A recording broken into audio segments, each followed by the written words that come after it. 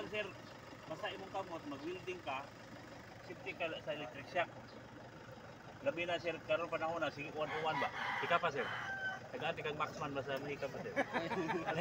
Alin ba yan? Ah. Ika pa sir.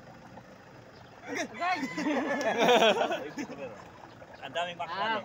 Init ra siya. Oh, minit siya. Safety ka sa electric shock. Sa kayo ra sa kayo. Voltage reduction device.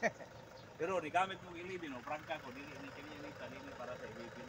Dosi lang, dosi. Oh, dosi, tracy, kay ang ilibin, kinahanglan 200 ampere. Welding machine kanina sir, iyan pa ning model. Ang iyahang ang tirahe ani, kilometer kani ang negative.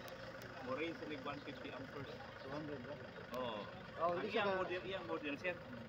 So makita ni mo sa Shopee, basta ang 300 din ang pinuhod. Hindi siya Wala ni mo kilometer ka. Kilometer ka nang sir, ibaw na siya. Bila ka kuan, bila ka tirahe kani siya kilometer tani 150 ya imo grad ilibin na ilibin. So dili siya pwede kay